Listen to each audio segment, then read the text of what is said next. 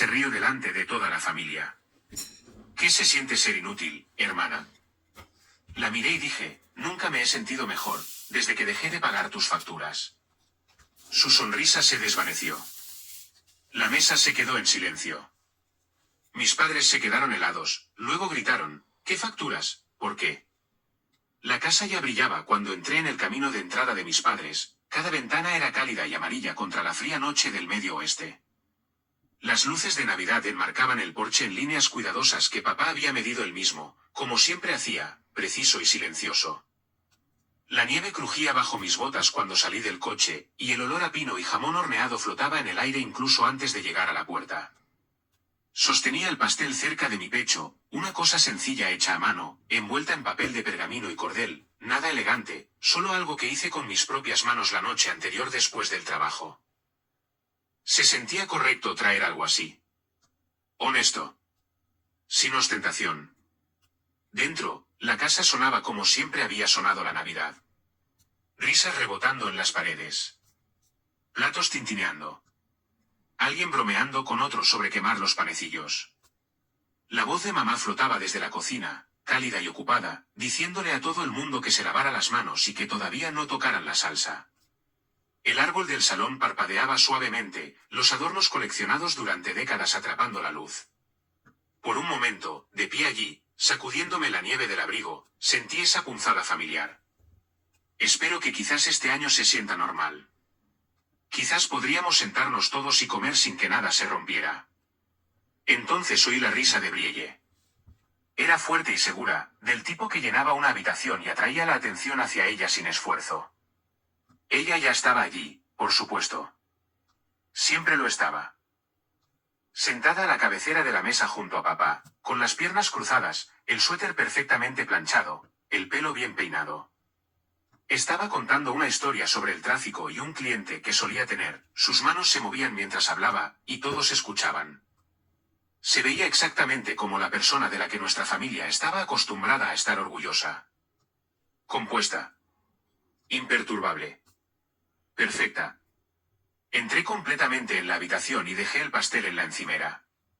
El pergamino era sencillo. Sin logotipo de tienda. Sin cúpula de plástico. Solo harina en los bordes y el ligero olor a vainilla. Lo vi suceder en tiempo real. Los ojos de Brielle se desviaron hacia el pastel. Solo por un segundo. Lo suficiente para que algo cambiara detrás de su sonrisa. Fue entonces cuando se reclinó en su silla y se volvió hacia mí, todavía sonriendo, todavía actuando, su voz se escuchaba fácilmente sobre la mesa. ¿Qué se siente ser inútil, hermana?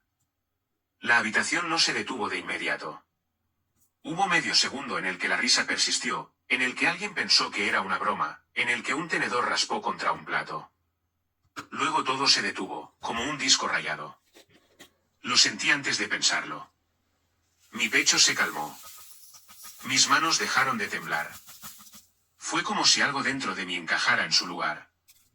No me sentí pequeña. Eso me sorprendió. Durante años, momentos como ese habrían hecho que se me encogiera el estómago, que mi cara ardiera, que mi boca se abriera con una disculpa que no debía. Esta vez, mi cuerpo se quedó quieto. Tranquilo de una manera que se sentía desconocida y firme. Miré a Brielle, la miré de verdad, la tensión alrededor de sus ojos, la forma en que su sonrisa esperaba una reacción que esperaba. Antes de responder, quiero hacer una pausa por un segundo. Cuando estás escuchando esto ahora mismo, ¿qué estás haciendo? ¿Estás sentado en la mesa de tu cocina con una taza de café, o doblando la ropa, o conduciendo a algún lugar familiar? Para mí, cuando esto sucedió, estaba de pie en el comedor de mis padres en la noche de Navidad, sin sostener nada más que mi aliento y ese simple pastel, dándome cuenta de que mi vida estaba a punto de dividirse en un antes y un después. Puse mis manos en el respaldo de la silla y hablé de manera uniforme, mi voz sonaba extraña a mis propios oídos porque no vaciló. Nunca me he sentido mejor, desde que dejé de pagar tus facturas. El silencio que siguió no fue educado. Fue pesado y aturdido. Del tipo que presiona contra tus oídos. La sonrisa de Brielle se derrumbó como si alguien se la hubiera arrancado de la cara. Al otro lado de la mesa, mamá se quedó helada con la cuchara de servir todavía en la mano. Los ojos de papá se movieron de Brielle a mí, y luego de nuevo, su ceño se frunció como si estuviera tratando de resolver un problema que de repente no tenía números. Papá se levantó tan rápido que su silla raspó ruidosamente contra el suelo. Su voz cortó el silencio, aguda y sin defensa. ¿Qué facturas? ¿Por qué? Todas las caras en la mesa se volvieron hacia mí a la vez. Mis tías. Mi tío. Primos que se habían detenido a medio bocado. Incluso las pequeñas luces del árbol parecían parpadear más lentamente. Podía sentirlo todo, el peso de su atención, los años de suposiciones flotando en el aire. Había imaginado este momento más veces de las que podía contar. En la ducha. Despierta por la noche. Conduciendo a casa desde el trabajo. En cada versión, yo estaba temblando. Llorando. Defendiéndome. Esta versión era diferente. Me sentí plantada, como si mis pies hubieran echado raíces en las tablas del suelo que papá mismo había restaurado hacía años. Brielle se rió de nuevo, pero fue una risa débil y rápida, nada como antes. Agitó una mano como para restarle importancia, sus ojos se desviaron hacia mamá y papá. Oh, Dios mío, dijo, tratando de mantenerlo ligero, está siendo dramática. Ya sabéis cómo se pone. Papá no se volvió a sentar. No sonrió. Me miró y esperó. No enojado. Todavía no. Solo confundido y profundamente inquieto. Mamá dejó la cuchara lentamente, su rostro pálido de una manera que nunca había visto antes. Podía oír los latidos de mi propio corazón, firmes y lentos. Me di cuenta entonces de que Brielle había dicho lo que dijo porque había visto el pastel y había entrado en pánico. Porque algo en esa pequeña y silenciosa ofrenda amenazaba la historia que había estado contando toda la noche. La historia de que estaba bien. Que todo estaba bajo control. Que ella seguía siendo en quien todos se apoyaban. No había planeado decir nada en la cena. No esta noche. No así. Pero cuando se rió de mí, cuando me llamó inútil delante de todos, algo dentro de mí se negó a doblegarse más. El olor a jamón y canela llenaba el espacio entre nosotros. La nieve golpeaba suavemente contra las ventanas. En algún lugar de la casa, un temporizador sonó, olvidado. Nadie se movió para apagarlo. Papá dio un paso más cerca de la mesa, su voz ahora más baja pero no menos firme. Ryan, dijo, ¿de qué facturas estás hablando?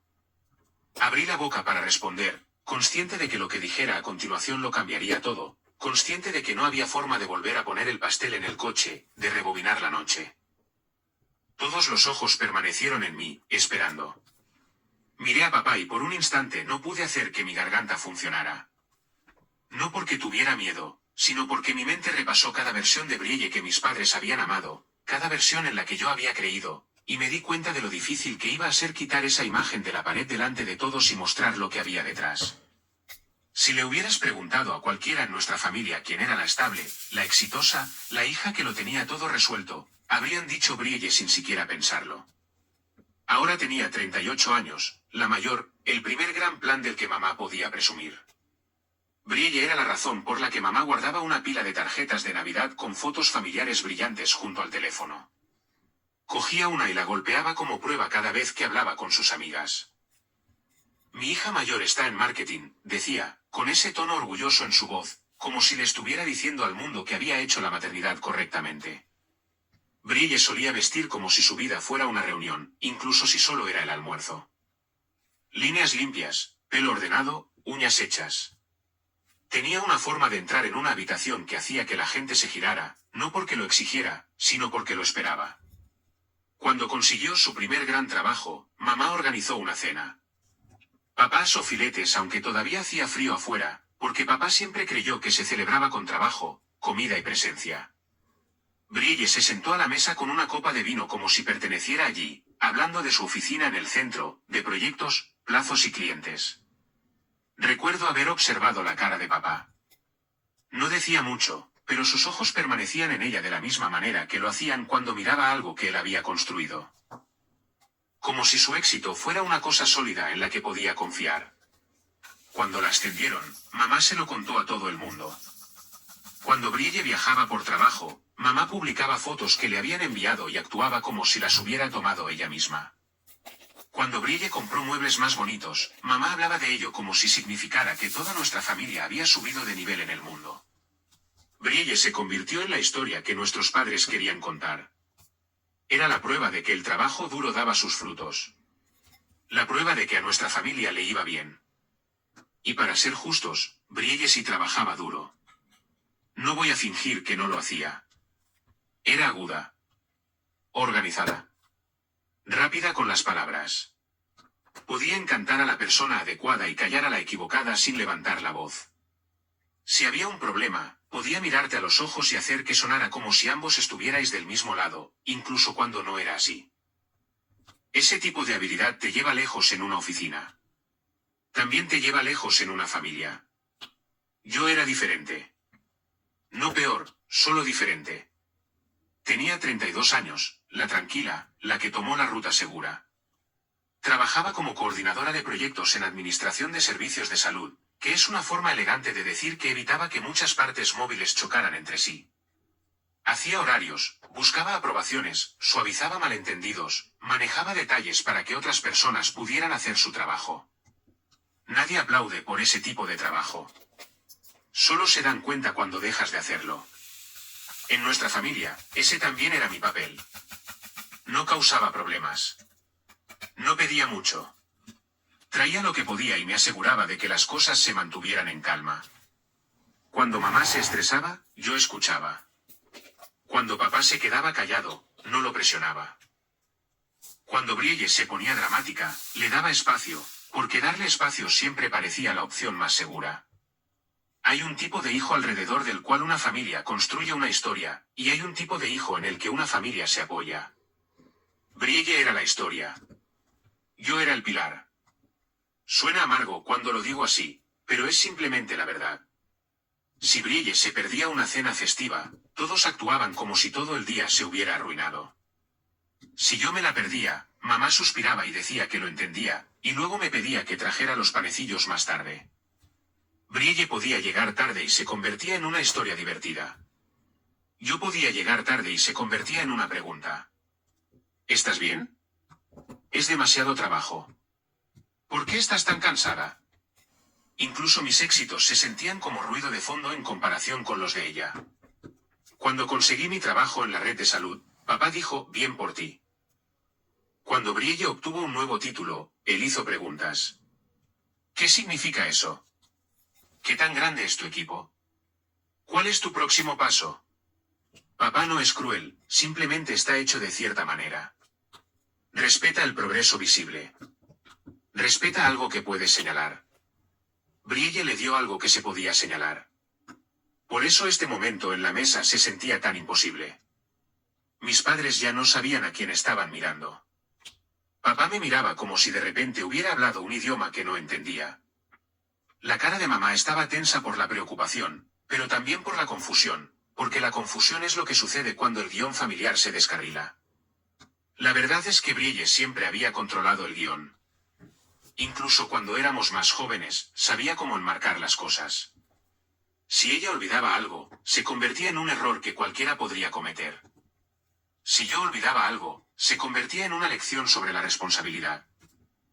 Si Brielle le gritaba a alguien, era porque estaba estresada. Si yo gritaba, era porque era demasiado sensible.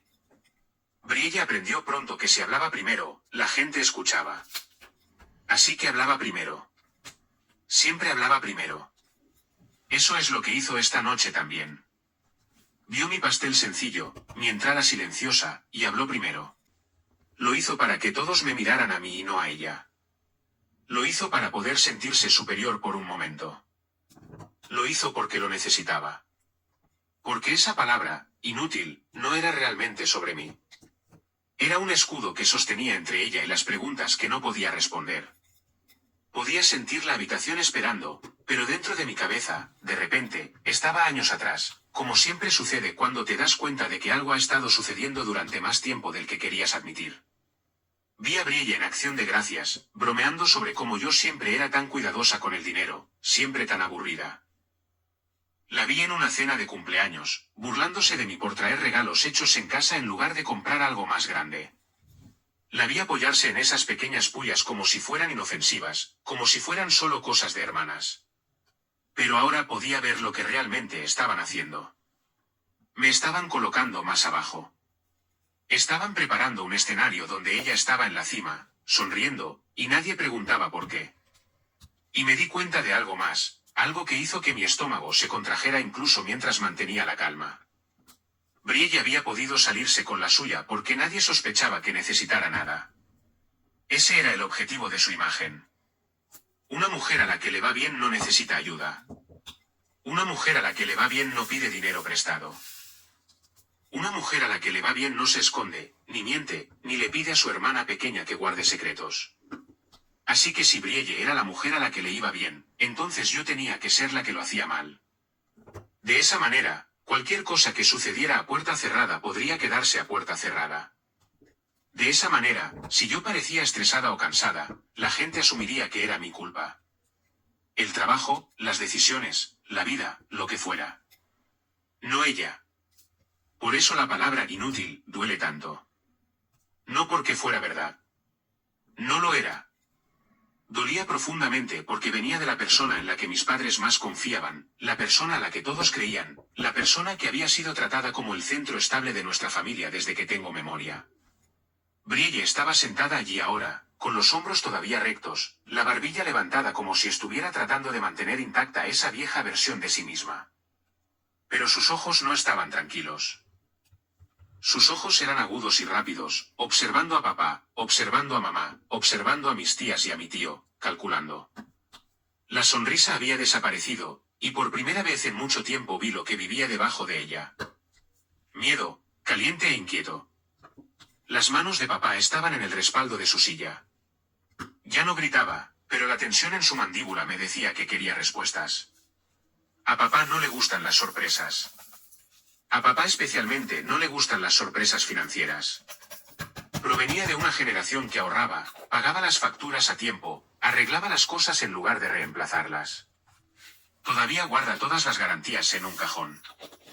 Si una bombilla se quema, papá la reemplaza de inmediato. El orden lo calma. Brielle no era ordenada. Brielle era una tormenta vestida de sol. Los dedos de mamá se retorcían en el borde de su delantal. Mamá miraba a Brielle como si estuviera tratando de reconocerla. También me miraba a mí como si me estuviera viendo bajo una nueva luz, y no podía decir si eso la hacía sentir culpable o simplemente asustada. Los ojos de mi tía Tamsin se movían entre nosotras, abiertos y cuidadosos, de la manera en que se ponen cuando alguien percibe un secreto familiar y no sabe dónde poner las manos. Mi tío carraspeó una vez, luego se detuvo, como si se diera cuenta de que no había nada que pudiera decir que no lo empeoraría. Brielle finalmente habló de nuevo, su voz más alta que antes, demasiado brillante. Intentó reírse de ello. Estaba bromeando. Vamos. ¿Es Navidad? Miró a papá y a mamá con una especie de sonrisa suplicante, como si les estuviera pidiendo que volvieran a poner el viejo guión sobre la mesa y fingieran que todavía era bueno. Pero yo no podía. No después de lo que había dicho. No después de lo que acababa de admitir. Miré a papá y luego a mamá, y algo se asentó en mí como una decisión que se vuelve sólida. Brielle había pasado años siendo la que todos creían. Esta noche, yo iba a ser la que dijera la verdad primero. Respiré hondo, sintiendo el aire cálido del comedor llenar mis pulmones, oliendo a pino, a salsa y a la ligera dulzura de mi pastel esperando intacto en la encimera. Mi voz salió firme porque había llevado estas palabras sola durante demasiado tiempo. Papá, dije suavemente, puedo explicarlo. Solo necesito que me dejes terminar. Papá asintió una vez, lento y rígido, y levantó la mano, no para detenerme, sino para silenciar la habitación. De la manera en que solía hacerlo cuando éramos niñas y Brielle y yo empezábamos a hablar una sobre la otra. Adelante, dijo. Así que lo hice. Les dije que no empezó de la manera que probablemente imaginaban. No hubo una gran confesión, ni un colapso dramático delante de todos. Empezó pequeño, en medio de un año en el que todo parecía escaparse de las manos de la gente. El año en que las calles se quedaron en silencio y todos aprendieron lo frágiles que eran realmente sus planes. En la primavera de 2020, cuando las oficinas cerraron y el mundo parecía contener la respiración, Brielle me llamó tarde una noche. Lo recuerdo claramente porque acababa de terminar de lavar los platos en mi apartamento y estaba de pie junto al fregadero, mirando un estacionamiento vacío. El teléfono se iluminó con su nombre y por un segundo dudé. Brielle no solía llamar tarde. Era una planificadora. Las llamadas con ella eran programadas, con un propósito. Esto se sentía diferente. Cuando respondí, no dijo hola de inmediato. Primero oí su respiración, irregular y temblorosa, como si hubiera estado llorando y estuviera tratando de recomponerse. Luego salió mi nombre, suave y quebrado de una manera que nunca antes le había oído. Pude imaginarla incluso antes de que hablara más. Sentada en el borde de su cama, con el teléfono pegado a la oreja, los hombros encorvados, los ojos rojos. La voz segura que usaba tan fácilmente con todos los demás se había ido. Sonaba pequeña. Me dijo que la empresa había despedido a gente. Lo dijo como si fuera una frase mala que no quería decir en voz alta. Despedida. Reducción de personal. Reestructuración. Todas las palabras que la gente usaba ese año para suavizar la misma dura verdad. Dijo que su puesto había sido eliminado. No porque hiciera algo malo. Fue muy clara al respecto. Era solo la economía. Solo mala suerte. Recuerdo apoyarme en la encimera, con el estómago encogido, porque que Brielle perdiera su trabajo no encajaba en la imagen que tenía de ella. Ella era la que siempre caía de pie. Era la que siempre tenía un plan. Se apresuró a contar el resto, hablando rápido ahora, como si la velocidad pudiera evitar que el miedo la alcanzara. Tenía algunos ahorros. Ya estaba aplicando a trabajos. Tenía contactos. Esto era temporal. Seguía usando esa palabra. Temporal. Dijo que solo necesitaba un poco de ayuda para superar el bache. Solo el alquiler de un mes o dos. Quizás los servicios públicos. Nada grande. Y entonces su voz se quebró de nuevo, y dijo la parte que me dolió en el pecho. Dijo que no se lo había contado a mamá y a papá. No podía. Todavía no. Mamá entraría en pánico. Papá se preocuparía. Ya habían pasado por mucho ese año. No quería ser otro problema que tuvieran que cargar. Me pidió que no dijera nada. Me quedé allí escuchando, viendo mi reflejo en la ventana oscura, y todo lo que podía pensar era que esto debía estar matándola. Brielle odiaba parecer débil. Odiaba necesitar ayuda. Si me estaba llamando a mí, realmente debía ser grave. Le pregunté cuánto necesitaba. Le pregunté cuándo creía que volvería a estar de pie. Me dio respuestas que sonaban razonables. Unas pocas semanas. Un par de meses como máximo. Dijo que tenía entrevistas programadas. Dijo que le daba vergüenza incluso preguntar. Le dije que la ayudaría. No dudé. No pedí pruebas ni detalles. Era mi hermana. Siempre había sido la que iba por delante de mí. Si decía que estaba tropezando, le creía. Me dije a mí misma que esto era lo que hacía la familia cuando las cosas se ponían difíciles. La primera transferencia se sintió extraña, como ponerse unos zapatos que no eran míos. Recuerdo mirar mi aplicación bancaria, revisar los números 2 veces, asegurándome de que podía permitírmelo. No era fácil, pero era posible. Me dije que me apretaría el cinturón por un tiempo. Omitiría algunos extras. Trabajaría un poco más. Presioné enviar. Brielle dejó de llorar inmediatamente. El cambio fue tan rápido que casi me sobresaltó. Su voz se estabilizó y me agradeció, una y otra vez. Dijo que sabía que podía contar conmigo. Dijo que yo era una buena hermana. Dijo que esto nunca se convertiría en un problema. Solo un puente hasta que encontrara algo. Después de colgar, me senté en el borde de mi sofá y solté un suspiro que no me di cuenta de que estaba conteniendo. Me sentí útil entonces. No de la manera en que Brielle más tarde me lanzaría la palabra, sino de una manera tranquila que tenía sentido para mí. Estaba ayudando a alguien que amaba. Estaba haciendo algo concreto en un año lleno de cosas que nadie podía arreglar. Las semanas que siguieron fueron extrañas para todos. Las oficinas permanecieron cerradas. Las entrevistas se trasladaron a Internet. El tiempo se estiró y se plegó sobre sí mismo. Brielle me enviaba actualizaciones de vez en cuando. Una conversación prometedora. Un reclutador al que le gustaba su perfil. Una empresa que congeló las contrataciones en el último minuto. Cada mensaje venía con una reafirmación. Estaba cerca. Solo necesitaba un poco más de tiempo. No se lo dije a mamá ni a papá. No porque pensara que se enojarían, sino porque creía Brielle cuando dijo que quería decírselo ella misma, una vez que las cosas se calmaran. No quería quitarle eso. No quería hacerla sentir más pequeña de lo que ya se sentía. Seguí trabajando. La administración de servicios de salud no se detuvo durante ese tiempo. Si acaso, se aceleró. Días largos. Cambios constantes. Nuevas reglas cada semana. Estaba agotada, pero me dije que también era temporal. Todo era temporal entonces, o al menos eso era lo que todos nos decíamos para seguir adelante. Cuando Brielle volvió a llamar un mes después, sonaba más tranquila. No feliz, pero serena. Dijo que todavía estaba buscando. Dijo que el mercado estaba difícil, pero que tenía ahorros, que estaba siendo cuidadosa. Me preguntó si podía ayudarla con un pago más. ¿Solo uno más? Dije que sí. No me sentí manipulada. No me sentí usada. Me sentí necesitada. Y en una familia donde siempre había estado en segundo plano, ese sentimiento tenía un poder silencioso. A veces se disculpaba antes de preguntar. A veces no lo hacía.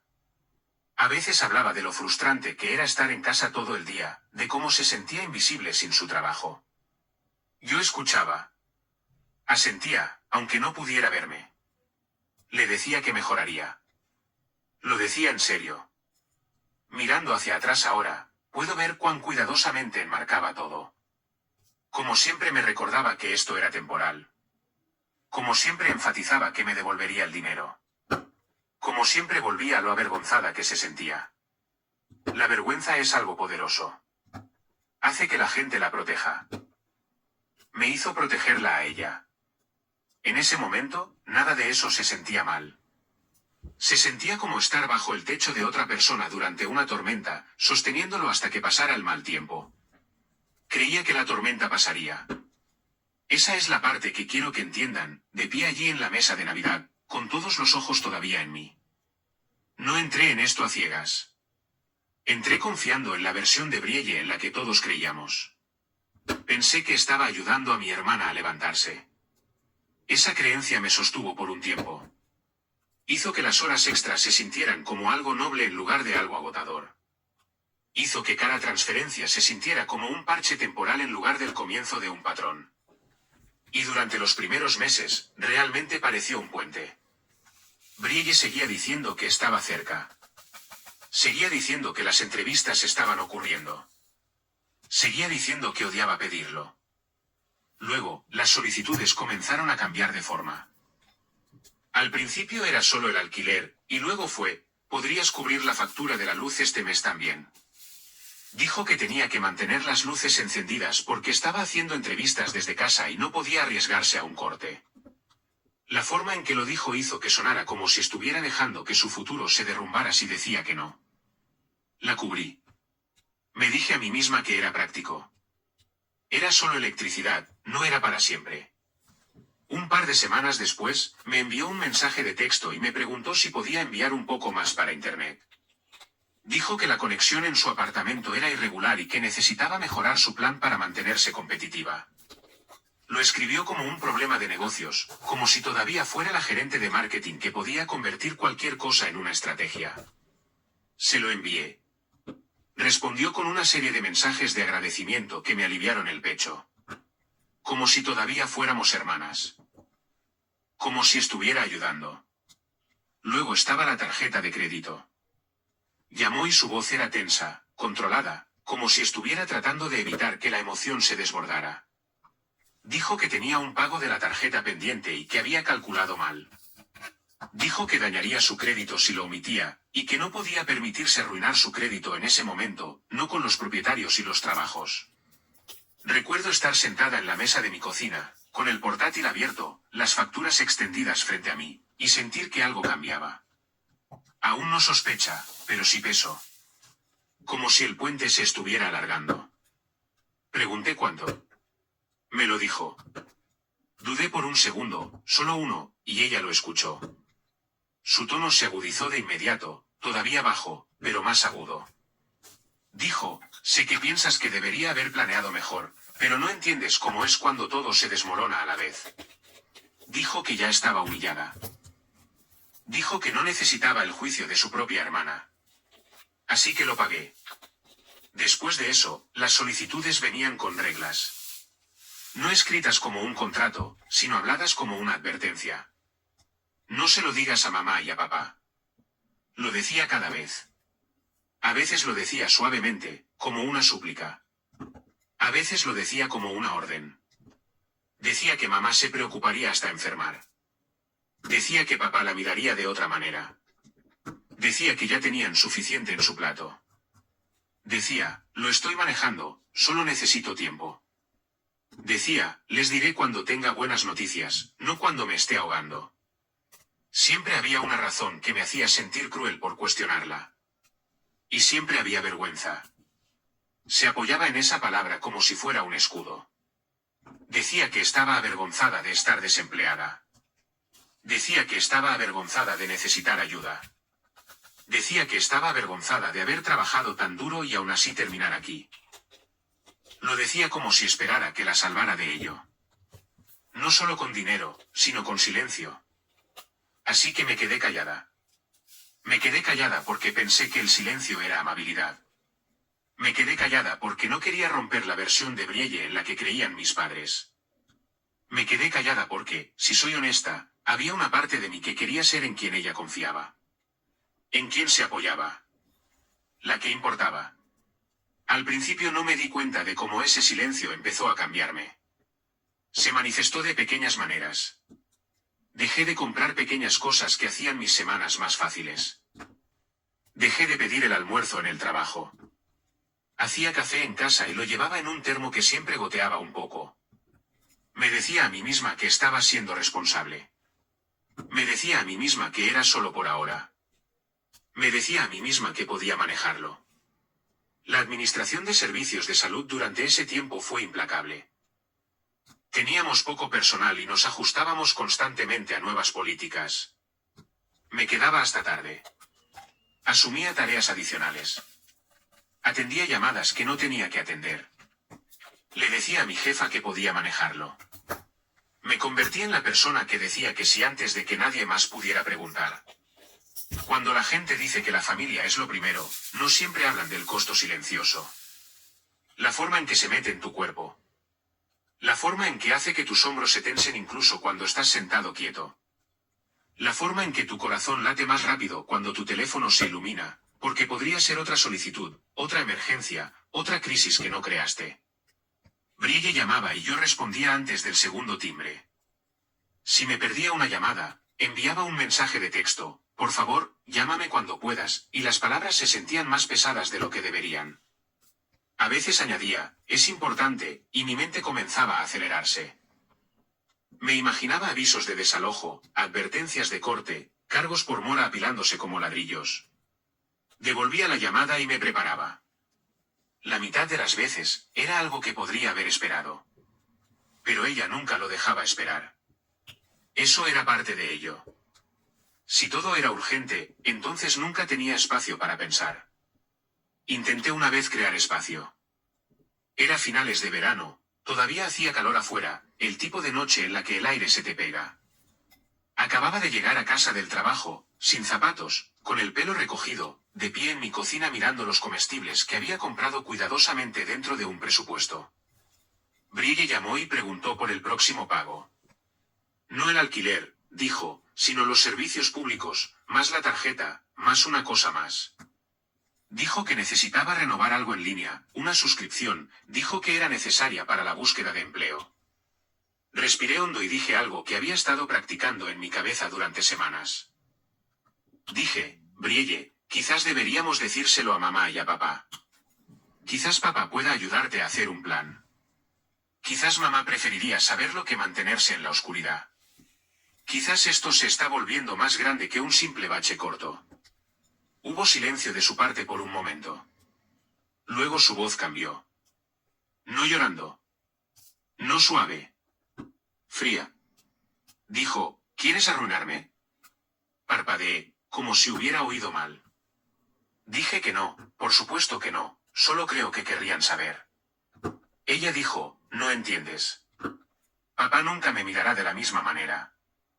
Mamá lo convertirá en un problema sobre ella y su ansiedad, y tendré que manejar eso también.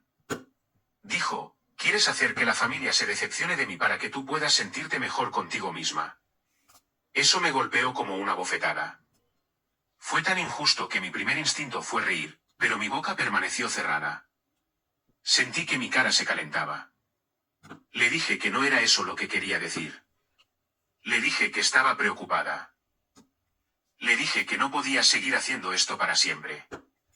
Su tono se suavizó lo suficiente como para sentirse como una trampa cerrándose suavemente. Dijo, sabía que harías esto sobre ti. Dijo, yo soy la que lo está viviendo, Ryan.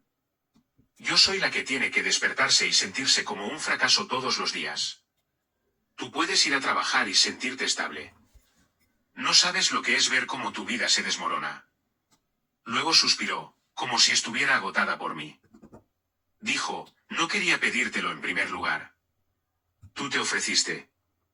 Dijiste que ayudarías. Dijo, recordaré esto. Recordaré que cuando te necesité, me hiciste rogar. Sentí que se me retorcía el estómago. No porque creyera que tenía razón, sino porque podía oír la vieja dinámica encajando de nuevo. Brielle en la cima, enmarcando la historia. Yo debajo, luchando por demostrar que no era egoísta. Así que retrocedí. Le dije que lo sentía. Le dije que no quería añadir estrés. Le dije que sí, que lo enviaría. Ella exhaló y dijo gracias, como si me estuviera concediendo el perdón. Después de colgar, me quedé mirando mi teléfono durante mucho tiempo. Mis manos temblaban un poco, y fue entonces cuando me di cuenta de algo que me asustó más que el dinero. Me di cuenta de que tenía miedo de su decepción. Miedo de su ira. Miedo de ser catalogada como la hermana mala. Eso no es normal. No cuando ambas sois mujeres adultas. No cuando solo estás tratando de ser honesta.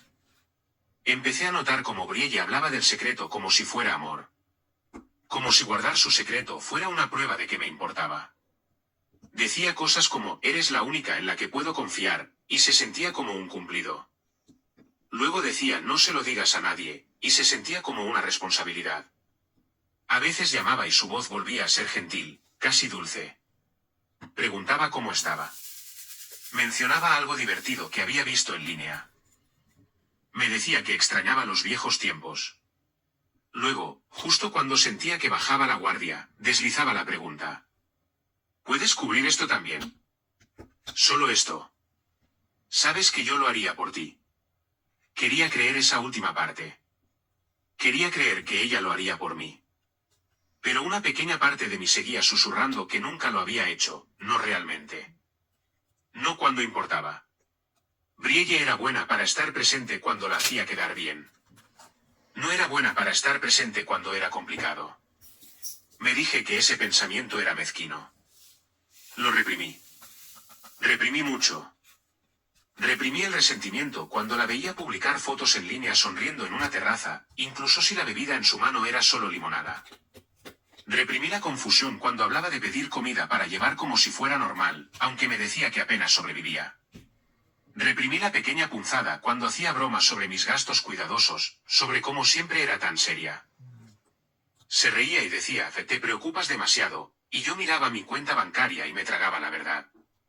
Hay un tipo muy específico de soledad que proviene de llevar un secreto que no es tuyo. Te aísla de todos en la habitación. Te sientas en las cenas familiares y sonríes, y sabes algo que los demás no saben. Ves a tus padres reír y relajarse, y sabes que no estarían relajados si lo supieran. Te conviertes en el guardián de una realidad que nadie te pidió que sostuvieras. Lo guardé porque Brielle lo hizo sonar como si los estuviera protegiendo. Protegiendo los nervios de mamá. Protegiendo el orgullo de papá. Protegiendo la paz navideña. La forma en que lo decía, casi sonaba noble. Pero cuanto más tiempo pasaba, menos noble se sentía. Empezó a sentirse como una trampa que se apretaba cada vez que intentaba alejarme. Para cuando había pasado el primer año, ya no contaba meses. Contaba pagos. Podía decirte exactamente cuándo vencía su alquiler, cuando llegaban las facturas de servicios públicos, cuando se publicaba el pago de la tarjeta. Mi vida comenzó a orbitar su calendario. Y a través de todo, Brielle siguió usando su confianza como una armadura. Incluso por teléfono, incluso entre lágrimas, nunca se permitió sonar demasiado débil por mucho tiempo. Siempre volvía al control. Siempre me recordaba que decírselo a alguien sería una traición. Siempre encontraba una manera de hacer que mi ayuda se sintiera como mi obligación. Me dije a mí misma que terminaría cuando encontrara un trabajo. Me dije a mí misma que terminaría cuando el mundo se calmara. Me dije a mí misma que terminaría porque tenía que hacerlo. Eso es lo que me dije a mí misma. Y de pie allí en la mesa de Navidad, viendo la cara de papá mientras esperaba mi explicación, me di cuenta de cuánto tiempo había estado diciéndome eso, y cuánta de mi vida había reorganizado alrededor de la esperanza de que mi hermana finalmente se levantara por sí misma. Tomé otro respiro, y pude sentir a toda la habitación conteniendo el suyo conmigo. Pero antes de poder explicar en qué se había convertido el dinero, tenía que explicar cómo descubrí que ya no iba a donde yo pensaba que iba. Durante mucho tiempo, creí que cada dólar que enviaba mantenía un techo sobre la cabeza de Brielle y las luces encendidas en su apartamento. Me imaginaba cheques de alquiler, saldos de servicios públicos, aburridos gastos de adulto que se sumaban pero tenían sentido. Esa imagen es lo que me permitió seguir presionando enviar incluso cuando mi propio pecho se sentía oprimido.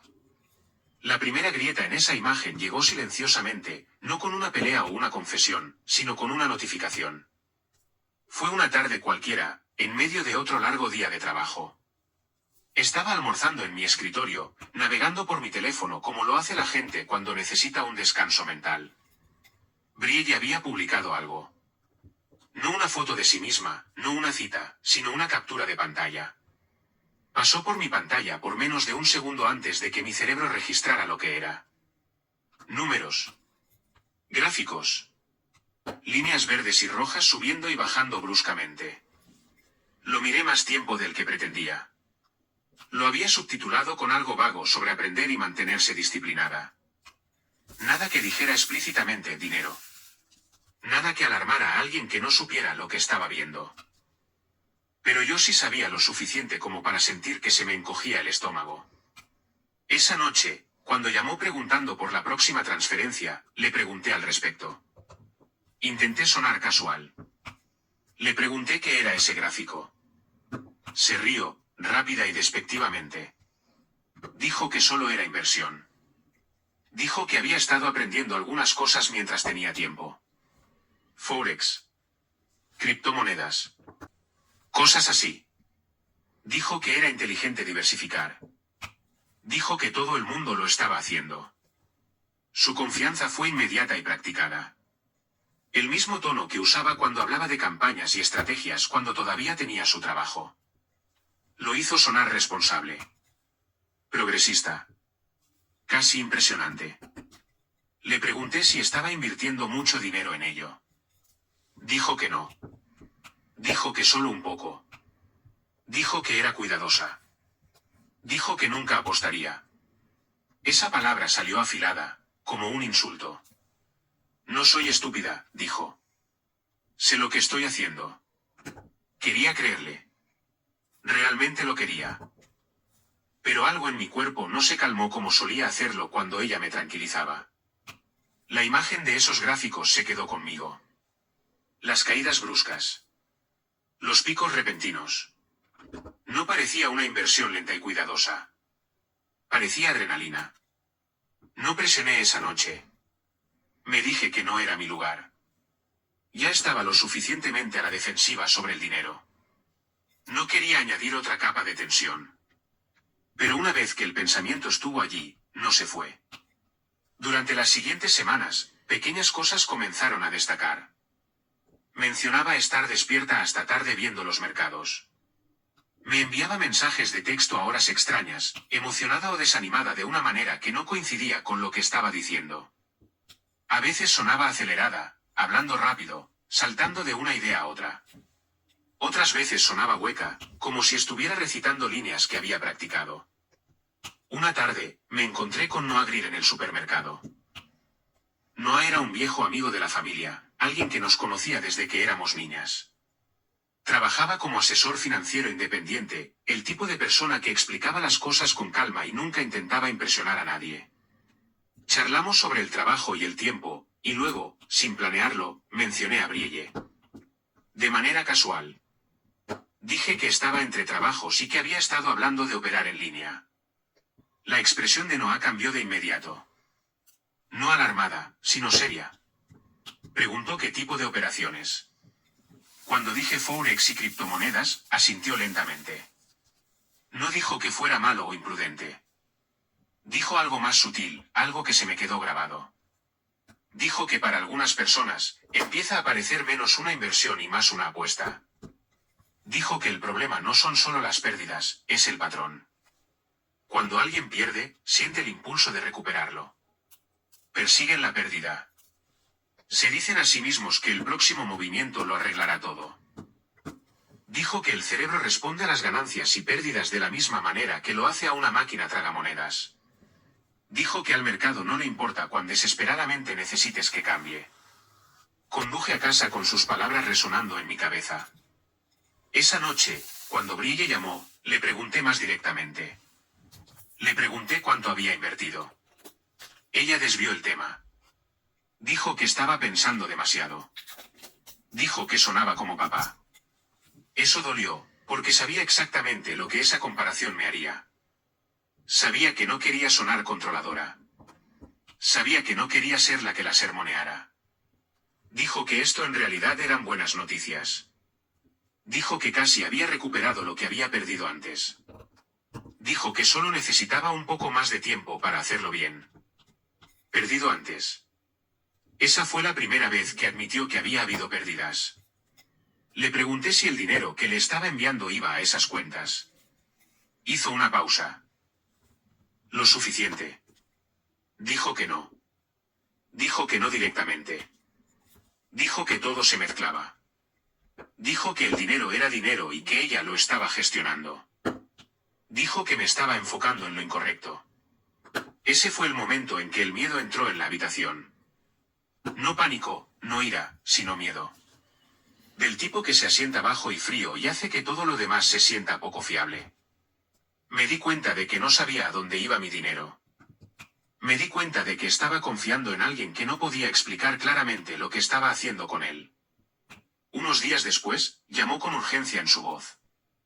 Dijo que había habido un mal movimiento. Dijo que el mercado estaba volátil. Dijo que podía arreglarlo, pero solo si actuaba rápido. Dijo que necesitaba ayuda para cubrir las cosas hasta que se recuperara. Le pregunté cuánto. Me lo dijo.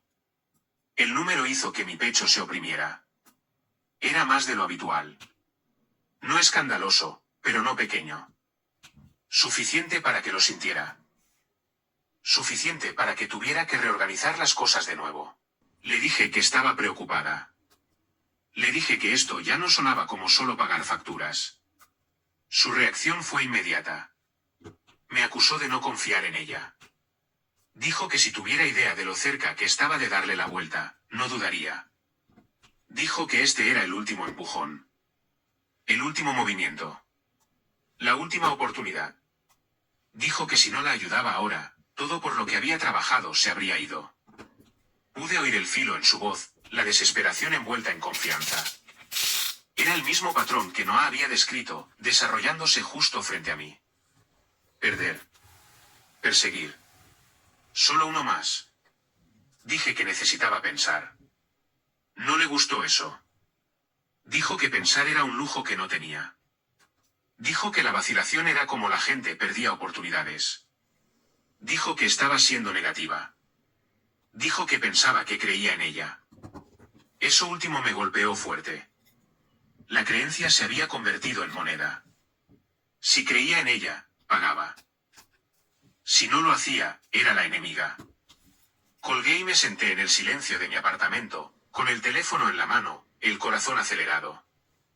Abrí mi aplicación bancaria y volví a mirar los números. Miré la cuenta de ahorros que había estado construyendo lentamente. Miré el saldo de la tarjeta de crédito que era más alto de lo que me gustaba.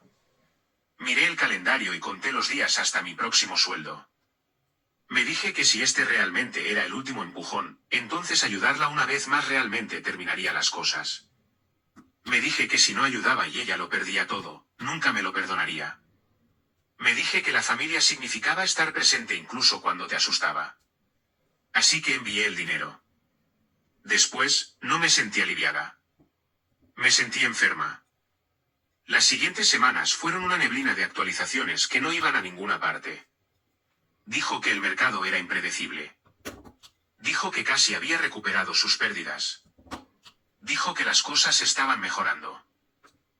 También dijo que necesitaba ayuda con el alquiler de nuevo. Las palabras casi me rompieron. Fue entonces cuando la verdad finalmente se asentó, pesada e innegable. No la estaba ayudando a estabilizarse. La estaba ayudando a sobrevivir las consecuencias de algo que no podía dejar de hacer. Mi dinero ya no era un puente. Era un colchón. La estaba amortiguando para que no tocara fondo.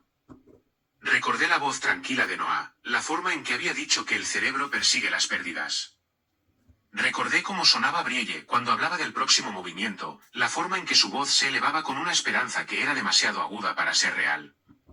Me di cuenta entonces de que la ayuda que pensaba que estaba dando en realidad le estaba permitiendo seguir adelante. No hacia un trabajo. No hacia la estabilidad. Sino más profundamente en algo que no podía controlar. De pie allí ahora, en la mesa de Navidad, con papá esperando mi explicación y mamá agarrando el borde de la encimera, sentí esa comprensión quemarme de nuevo. Esto no se trataba de alquiler o electricidad o una tarjeta de crédito. Se trataba de un patrón que se había tragado a mi hermana y me había arrastrado con ella. Y la peor parte era saber que había seguido alimentándolo porque creía que la estaba salvando. Miré a papá y a mamá, y por primera vez, entendí que lo que había estado haciendo no era rescatar a Brielle de la caída.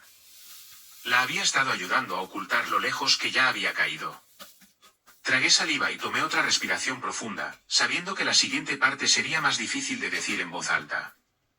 Porque una vez que me di cuenta de que mi dinero no estaba salvando a Brielle, sino ocultándola, comencé a buscar respuestas de la manera en que lo hago en el trabajo.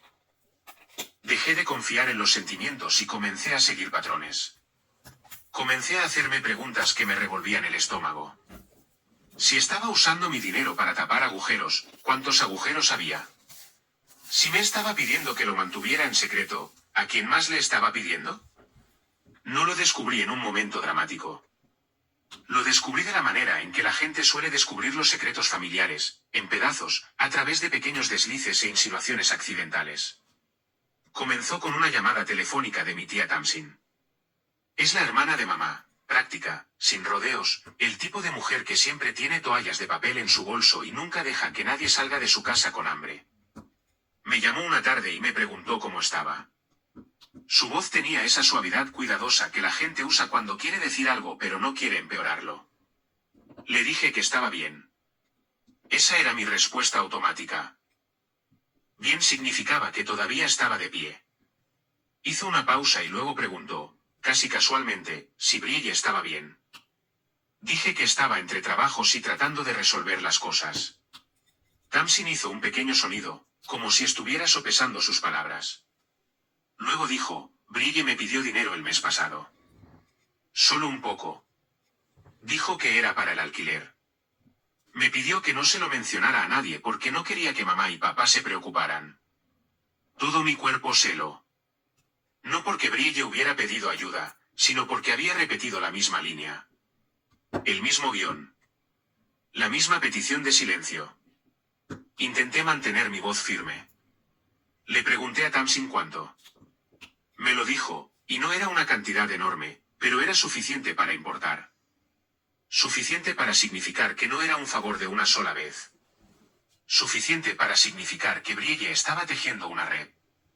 Le pregunté a Tamsin si se lo había contado a alguien más.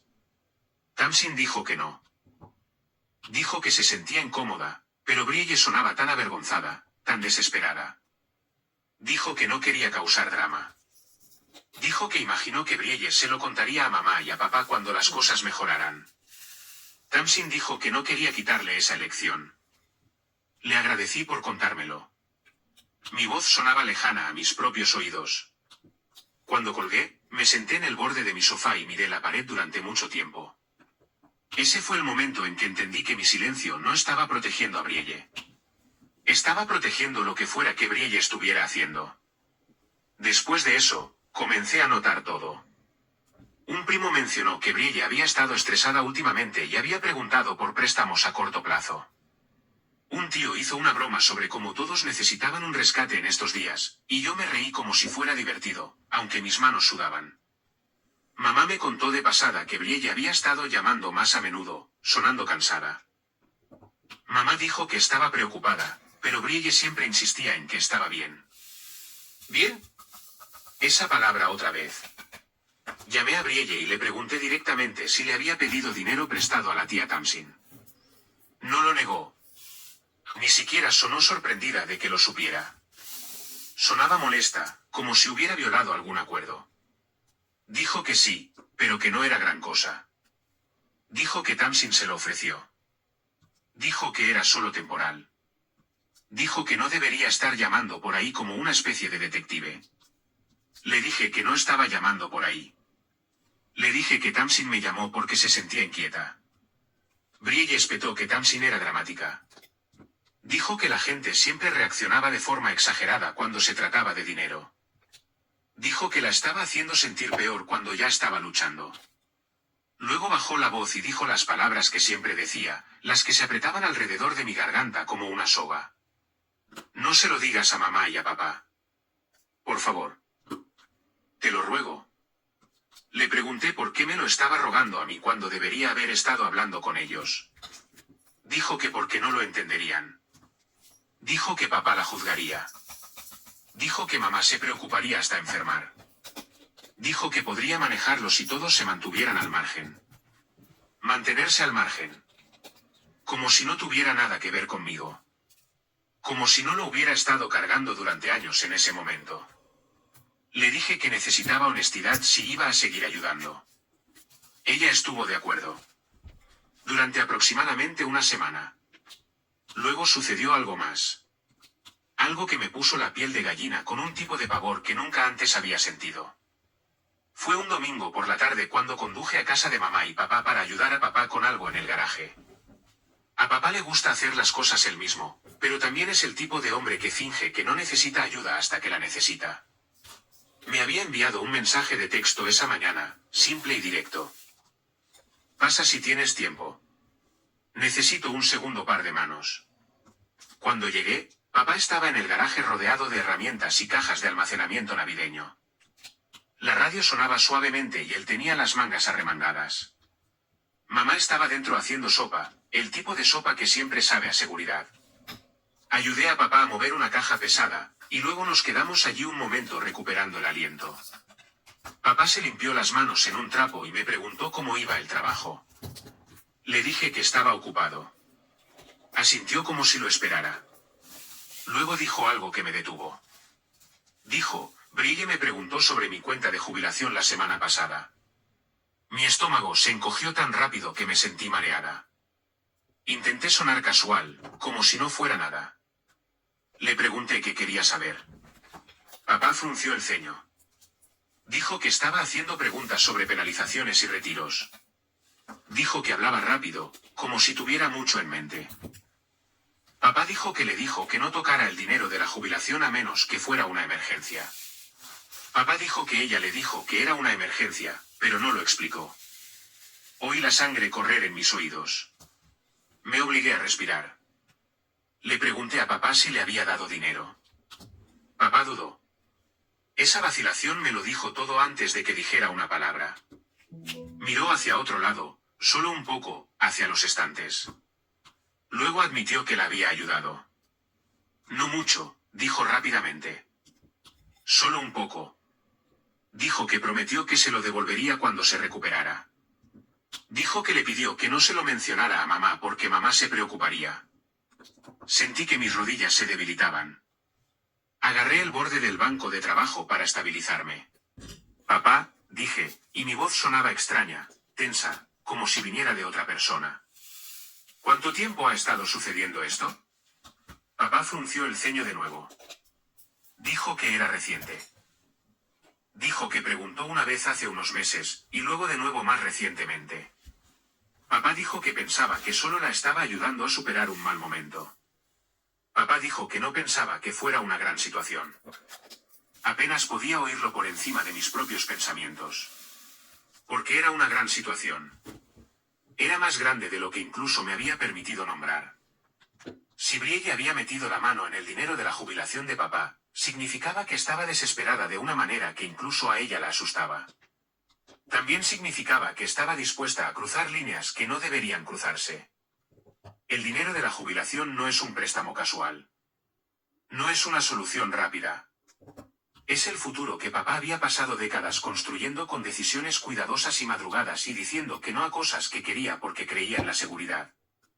Le pregunté a papá cuánto. Me lo dijo, y fue suficiente para que se me apretara la garganta. Suficiente para que supiera que no era solo un poco. Papá observó mi cara y su expresión cambió. Dijo, espera, ¿por qué me miras así? Dijo, Ryan, ¿sabes algo? Quería decírselo en ese mismo momento. Quería soltarlo todo y dejar que la verdad tomara su propia forma. Pero mamá entró en el garaje en ese momento con una bandeja de cuencos, sonriendo, preguntando si teníamos hambre. Su sonrisa se desvaneció cuando vio mi cara. Preguntó qué pasaba. Papá no dijo nada al principio. Solo nos miró a las dos, y pude ver el instinto en él de mantener la paz. El instinto de posponer el conflicto para más tarde. El instinto que probablemente había permitido a Brielle operar durante tanto tiempo. ¿Mentí? No del todo, pero lo suficiente. Le dije a mamá que solo estaba cansada. Le dije que había mucho trabajo. Le dije que estaba bien. Ahí estaba esa palabra de nuevo, bien, como una manta arrojada sobre algo en llamas. Esa noche, después de irme a casa, me senté en la mesa de mi cocina con mi portátil abierto y mi teléfono en la mano. Miré el registro de llamadas. Miré el nombre de Brielle. No la llamé de inmediato. Necesitaba asegurarme de que no estaba imaginando cosas. Necesitaba asegurarme de que no estaba reaccionando al miedo. Así que comencé a recopilar hechos. Saqué mis extractos bancarios y retrocedí mes a mes. Hice una lista de cada transferencia. Anoté las fechas. Anoté las cantidades. Las comparé con los mensajes de Brielle, con los días que llamó llorando, con los días que actuó como si no fuera gran cosa. Resalté patrones. Rodeé las palabras que usaba una y otra vez, temporal, solo esta vez, no se lo digas a mamá y a papá. Hice lo mismo que hace la gente cuando intenta demostrarse a sí misma que lo que ha vivido es real. Recopilé pruebas. No para un tribunal. No por venganza. Por cordura. Una vez que lo vi en papel, no pude dejar de verlo. No era un mal momento. Era un sistema. Brielle pedía prestado a una persona para cubrir lo que le debía a otra. Me pedía a mí, luego a la tía Tamsin, luego a papá, y luego me volvía a llamar a mí. Mantenía a cada persona separada, cada secreto aislado, para que nadie pudiera ver el cuadro completo. Y me di cuenta de algo que me hizo sentir aliviada y enferma al mismo tiempo. No era la única. Pero yo era en la que se había apoyado durante más tiempo. Más profundamente. La que usó como su base mientras mantenía su imagen pulida para todos los demás. Esa comprensión no me hizo sentir mejor. Me hizo sentir vulnerable. Porque significaba que todas esas noches que pensé que estaba salvando a mi hermana, ella estaba construyendo una escalera con mi dinero y volviendo a subir a su pedestal. Significaba que podía sentarse en una mesa de Navidad años después y llamarme inútil sin pestañear, porque se había entrenado a sí misma para creer su propia historia. La siguiente vez que Brielle me pidió dinero, no respondí de inmediato. Dejé que el teléfono sonara. Lo vi iluminarse y sentí algo nuevo crecer en mí. No culpa. No pánico. Ira, tranquila y limpia. Cuando finalmente le devolví la llamada, le hice una pregunta. Le pregunté a cuántas personas les había pedido dinero prestado. Se quedó en silencio. Luego se rió, esa risa débil que usa cuando se siente acorralada. Dijo, ¿por qué preguntas eso? Dijo, estás actuando como si fuera una criminal. Le dije que sabía lo de la tía Tamsin. Le dije que sabía lo de papá. Su voz se volvió aguda. Dijo, no tenías derecho a hablar con papá. Dijo, estás tratando de ponerlos en mi contra. Dijo, estás celosa.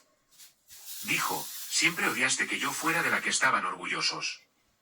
Mis manos temblaban, pero mi voz se mantuvo firme. Le dije que no se trataba de orgullo. Le dije que se trataba de la verdad.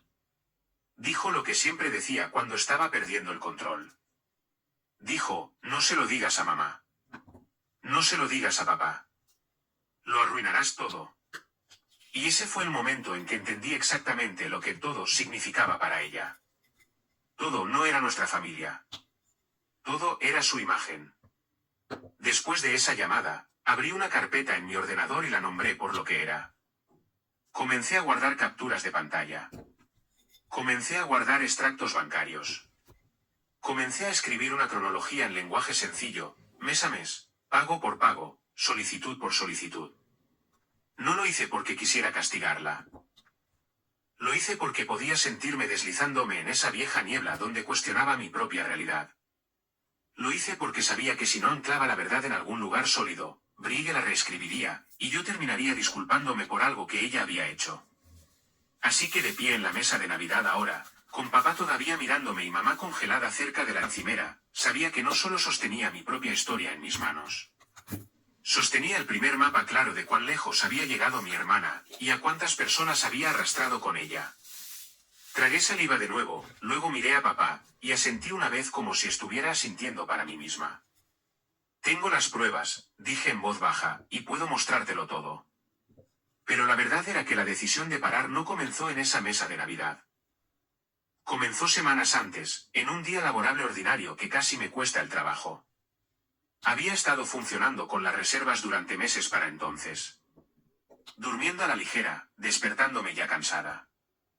Revisando mi teléfono a primera hora de la mañana, no para ver mensajes de amigos o noticias, sino para ver si Brille había enviado un mensaje de texto.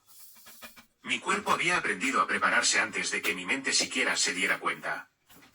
El trabajo no había disminuido. Si acaso, exigía más de mí. Nuevos procedimientos, reuniones constantes, plazos apilados uno encima del otro.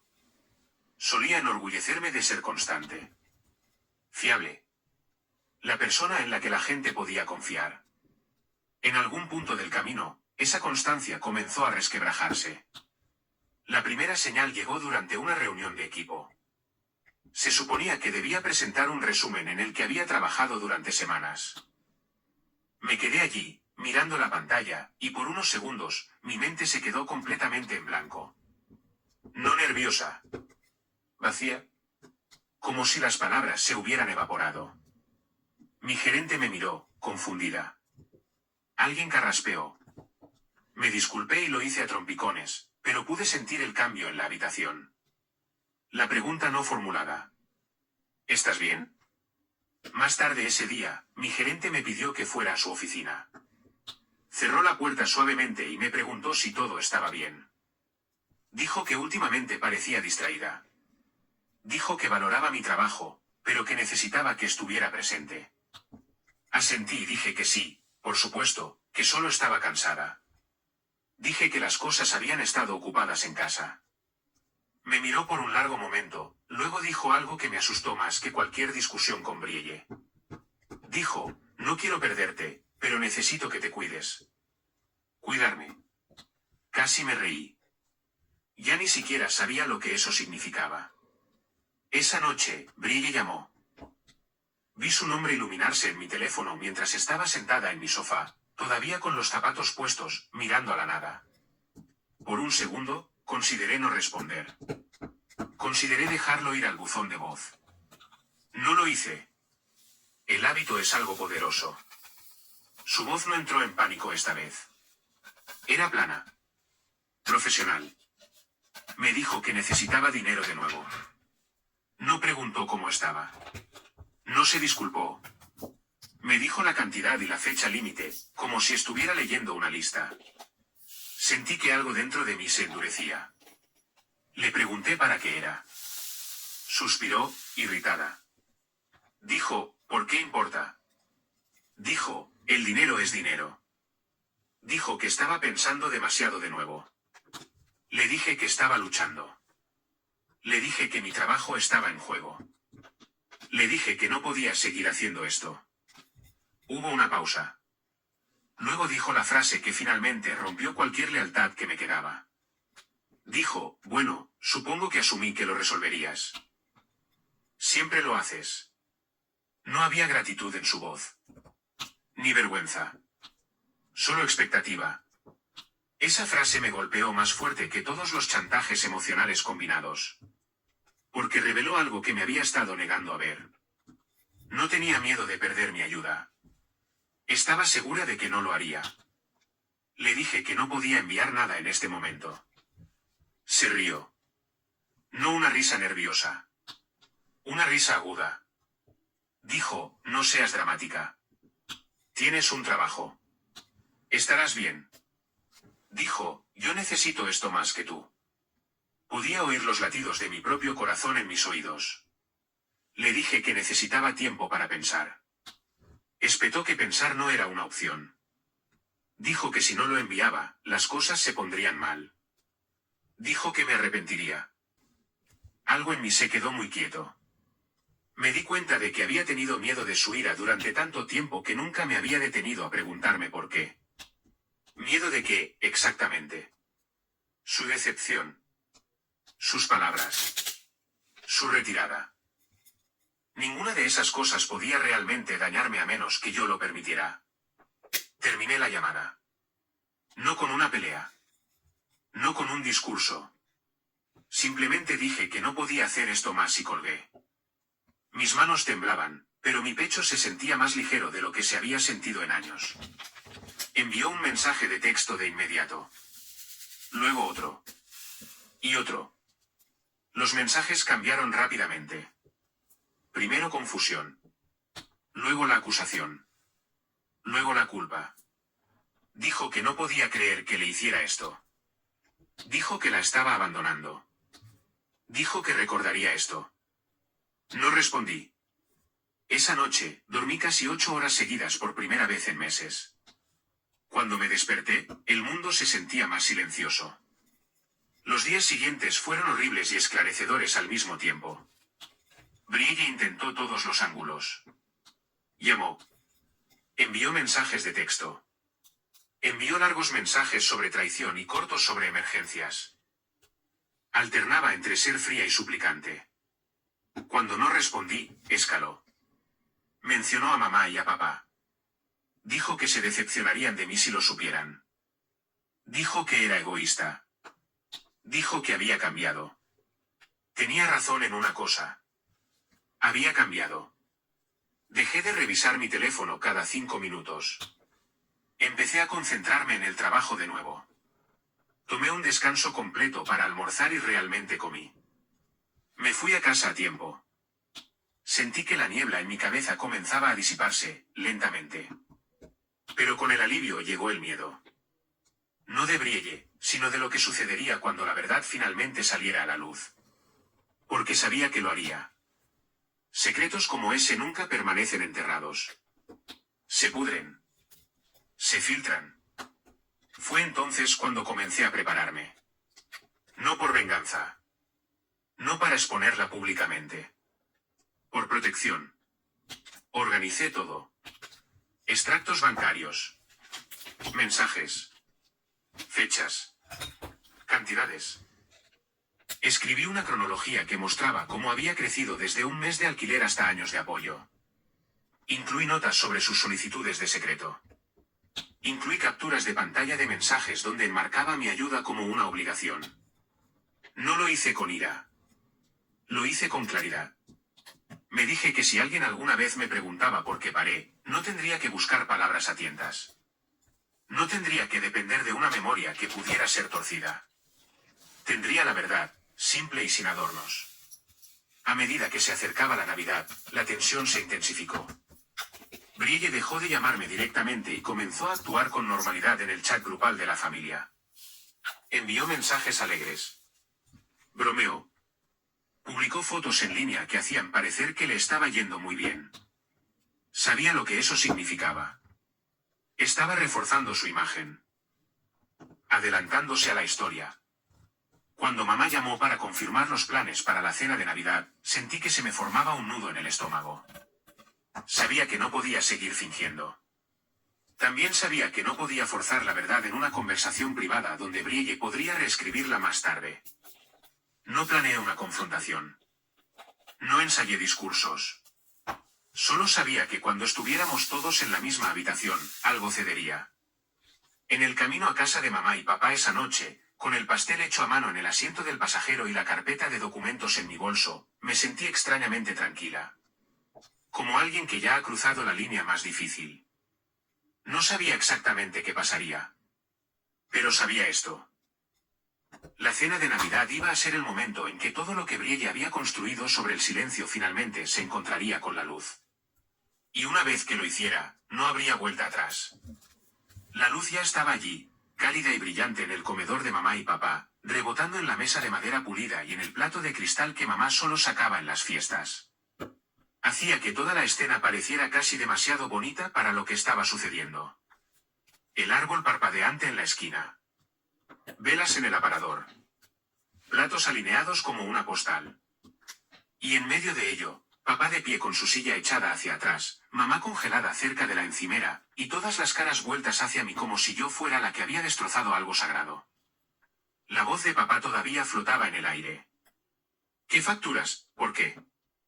Brielle se sentó muy quieta, con las manos cruzadas demasiado ordenadamente en su regazo, como si pudiera mantenerse unida por la fuerza. Sus ojos estaban fijos en mí, agudos y de advertencia, pero no aparté la mirada. Había vivido demasiado tiempo bajo esa mirada. Metí la mano en mi bolso lentamente. No quería moverme rápido. No quería que nadie pensara que esto era un truco, o que lo estaba disfrutando.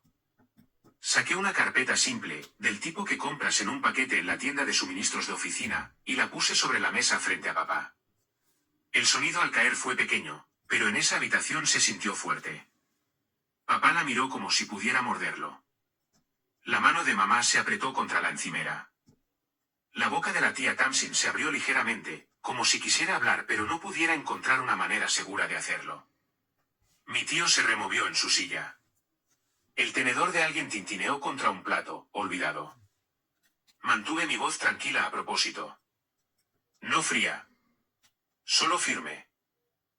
Había aprendido por las malas que si suenas emocional, la gente escucha emociones en lugar de hechos. Dije, comenzó en la primavera de 2020, cuando Brielle perdió su trabajo y no os lo dijo. Me llamó y pidió ayuda, solo temporal, y me pidió que no se lo dijera a mamá y a papá porque estaba avergonzada y no quería que nadie se preocupara. Mamá hizo un pequeño sonido, como si fuera a interrumpir, pero se detuvo. Continué. Dije que ayudé porque le creí. Empezó con el alquiler. Luego la electricidad. Luego internet. Luego las tarjetas de crédito. Dije que las solicitudes no se detuvieron cuando pasó un mes. Se convirtieron en un hábito. La cara de papá se tensó. No parpadeó. Papá no es un hombre que llore fácilmente, pero tiene una mirada que aparece cuando algo lo golpea en el lugar más profundo. Es la mirada de un hombre que se da cuenta de que las reglas por las que vivió no se aplican en la habitación en la que está de pie. Brielle soltó una risa corta, tratando de cortar mis palabras. Dijo, esto es ridículo. Está exagerando. Es Navidad. Está haciendo un gran problema de la nada. No discutí con ella. No intercambié insultos. No levanté la voz. Simplemente deslicé la carpeta hacia papá y le dije que mirara. Papá dudó por un segundo, como si esperara que esto desapareciera si no lo tocaba. Luego la abrió. Dentro había extractos impresos, transferencias resaltadas, páginas etiquetadas con fechas y una cronología simple que había escrito en lenguaje sencillo. No la había decorado. No había añadido palabras dramáticas. Solo los hechos. Mes a mes. Solicitud por solicitud. Cantidad por cantidad. Notas sobre lo que dijo cada vez. Notas sobre la condición que siempre venía con ello: no se lo digas a mamá y a papá. Las manos de papá temblaban ligeramente mientras sostenía la primera página. La leyó lentamente. La habitación permaneció en silencio excepto por el leve zumbido del calentador y el sonido distante de la música navideña desde el salón. Mamá se inclinó hacia adelante, sus ojos escaneando las páginas desde su lugar junto a la encimera. Aún no tocó nada, pero su rostro cambió al reconocer el patrón. Siempre se puede saber cuándo mamá está contando en su cabeza. Sus labios se aprietan y sus ojos se entrecierran. Estaba contando. La tía Tamsin se levantó sin hablar y se acercó a la mesa, como si su cuerpo necesitara ver lo que sus oídos estaban escuchando. Miró las líneas resaltadas y luego a Brielle, y algo en su expresión se endureció. Papá me miró. Su voz era más tranquila ahora. Preguntó: ¿cuánto tiempo? Le dije que duró años. No usé un número. No lo necesitaba. Las páginas ya lo decían. Los ojos de papá se desviaron hacia Brielle. Le preguntó si era verdad. Las mejillas de Brielle se sonrojaron. Levantó la barbilla e intentó sonar ofendida. Dijo: la gente se ayuda mutuamente. Ella se ofreció. Está actuando como una víctima porque su vida es aburrida y necesita atención. Mamá dio un paso adelante entonces, finalmente dejando la encimera. La voz de mamá era temblorosa pero aguda. Le preguntó a Brielle si había perdido su trabajo. Le preguntó por qué no se lo dijo. Le preguntó por qué la dejó creer que todo estaba bien. Brielle puso los ojos en blanco. Dijo: no quería estresarte, mamá. Te preocupas demasiado. Lo habrías empeorado. Mamá se estremeció como si la hubieran golpeado. Fue un pequeño estremecimiento, pero lo vi. Mamá odia que le digan que ella es el problema. Lo odia porque teme que pueda ser verdad. Papá levantó una página y frunció el ceño. Señaló una línea y preguntó qué era eso. Preguntó por un pago etiquetado como una factura de tarjeta de crédito de emergencia. Dijo que pensaba que el trabajo de Brielle cubría eso. Dijo que pensaba que tenía ahorros. Los ojos de Brielle se movieron nerviosamente. Dijo: tenía ahorros. Solo estaba tratando de ser cuidadosa. Las cosas eran complicadas. Papá pasó otra página. Su mandíbula se tensó. Me preguntó por qué no lo sabía. Esa pregunta me atravesó, aunque la esperaba. Le dije la verdad. Le dije que Brielle me rogó que lo mantuviera en secreto. Le dije que dijo que estaba avergonzada. Le dije que dijo que mamá entraría en pánico. Le dije que dijo que papá la juzgaría. Le dije que dijo que arruinaría todo. Papá miró a Brielle como si la estuviera viendo por primera vez. Brielle intentó sonreír de nuevo, pero se veía mal en su cara. Dijo: dije esas cosas porque estaba estresada. Ryan se lo toma todo muy a pecho. Siempre lo ha hecho. No reaccioné. Simplemente me volví hacia la tía Tamsin y le pregunté, con voz suave, si Brielle le había pedido dinero prestado. La tía Tamsin no dudó. Dijo que sí. Dijo que Brielle llamó llorando y dijo que estaba avergonzada y le pidió que no se lo mencionara a nadie. Dijo que pensaba que era algo de una sola vez. La cabeza de Brielle se giró bruscamente hacia ella. Sus ojos se abrieron como si no pudiera creer que Tamsin hablara. Dijo: ¿cómo pudiste? Dijo: te dije que no lo hicieras. La voz de la tía Tamsin se mantuvo tranquila, pero su rostro estaba serio. Dijo: no le dije a nadie porque estaba tratando de respetarte. No sabía que le estabas haciendo esto a varias personas.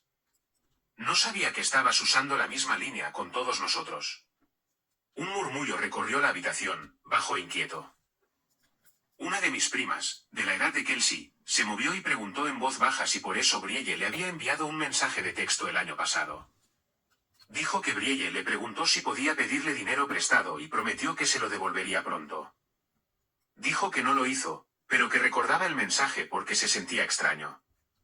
Otro primo carraspeó y admitió que Brielle también le había pedido a él. Dijo que le envió un poco porque pensó que era temporal. Dijo que ella le dijo que no dijera nada porque no quería parecer un desastre. Las palabras seguían saliendo en pedazos, como un rompecabezas armándose en el aire. Cada persona dándose cuenta de que no era la única. Cada persona dándose cuenta de que el secreto no era para proteger a la familia, era para evitar que comparáramos notas. La mano de mamá fue a su boca. Miró de cara en cara como si estuviera viendo el suelo desaparecer. Papá bajó la mirada a los papeles de nuevo, escaneando más rápido ahora, como si su mente finalmente le permitiera ver lo que su corazón no quería aceptar. La voz de Brielle se elevó. Dijo, os estáis uniendo todos contra mí. No entendéis lo que es perderlo todo. ¿Creéis que sois tan perfectos? Nadie le respondió de inmediato. El silencio lo hizo por nosotros. Era el tipo de silencio que dice que has agotado la paciencia de la habitación. Papá pasó otra página. Su mano se detuvo. Se quedó helado. Lo vi antes de que hablara. Sus ojos se fijaron en una sección que yo había estado evitando incluso en mi propia mente. Una nota sobre una conversación en el garaje. Un retiro. Un préstamo. Dinero que no debía tocarse. La voz de papá era baja y extraña, como si le doliera forzar las palabras. Preguntó por el dinero de la jubilación. La cabeza de mamá se levantó de golpe. Miró a papá, confundida. Preguntó qué quería decir. Dijo, ¿qué dinero de la jubilación? Papá no la miró al principio. Siguió mirando a Brielle. Le preguntó a Brielle si había tomado dinero de su jubilación. La cara de Brielle se puso pálida por un segundo, luego se recuperó rápido. Dijo, tomado, es una palabra fuerte. Papá se ofreció. Era solo un préstamo. Iba a devolverlo. Los ojos de mamá se abrieron de par en par. Mamá se acercó a la mesa tan rápidamente que su silla raspó. Le preguntó a papá si era verdad. Le preguntó si le había dado a Brielle dinero de la jubilación. La boca de papá se apretó. No le gustaba admitir que había sido engañado. Papá odia parecer descuidado. Pero asintió. La mano de mamá voló a su pecho. Sus ojos se llenaron de inmediato. No lágrimas dramáticas, sino del tipo que aparece cuando algo profundamente arraigado se ve amenazado. La jubilación no era solo dinero para mamá. Era seguridad. Era el futuro. Era la promesa de que después de todos los años de trabajar y ahorrar y presupuestar, no serían una carga. La voz de mamá se quebró. Le preguntó a Brielle cómo pudo hacer eso. Le preguntó cómo pudo tomar su futuro y apostarlo. Brielle se estremeció ante la palabra apostar. Dijo, no aposté. Estaba invirtiendo. Estaba tratando de arreglar las cosas. Estaba tratando de volver a encarrilarme. Los ojos de papá se entrecerraron. Preguntó qué quería decir con invertir. Los labios de Brielle se apretaron. Me miró como si quisiera que me callara, como si todavía estuviéramos en ese viejo acuerdo. Como si yo todavía fuera su guardiana. No aparté la mirada. Dije, ha estado operando. Forex y criptomonedas. Me dijo que podía recuperarlo. Seguía diciendo que era el último empujón. La habitación se quedó tan quieta que pude oír el leve crepitar de la chimenea en la otra habitación. El rostro de mamá se contorsionó de dolor e incredulidad. Le susurró a Brielle, por favor, dime que no lo hiciste. Los ojos de Brielle brillaron de ira. Dijo, me estáis haciendo parecer una adicta. Estáis actuando como si fuera malvada. Estaba desesperada. La voz de papá se endureció. Preguntó cuánto había perdido. Brielle no respondió. Papá preguntó de nuevo, esta vez más fuerte. Exigió un número. La boca de Brielle se abrió, se cerró. Su garganta se movió mientras tragaba. Aún no respondió. Ese silencio fue una respuesta en sí mismo. Las piernas de mamá parecieron ceder ligeramente. Se agarró al respaldo de una silla para estabilizarse. Dio un paso hacia ella instintivamente, pero ella negó con la cabeza como si necesitara espacio. La cara de mamá estaba mojada ahora, las lágrimas se deslizaban sin que ella se diera cuenta. Los hombros de papá se hundieron, luego se enderezaron de nuevo. Papá es un hombre que reacciona al dolor tratando de resolver problemas. Pero no había nada que resolver en ese momento. Solo había una verdad que ya había sucedido. Giró la carpeta hacia mí y preguntó si tenía más. Asentí. Dije que tenía extractos bancarios y mensajes. Dije que tenía una cronología. Dije que no lo compartía para avergonzar a nadie.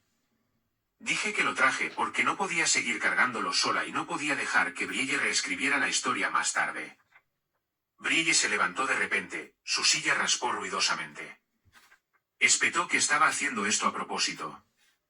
Espetó que quería arruinarla delante de todos. Espetó que estaba celosa. Su voz tembló al final, y esa fue la primera grieta que se sintió real.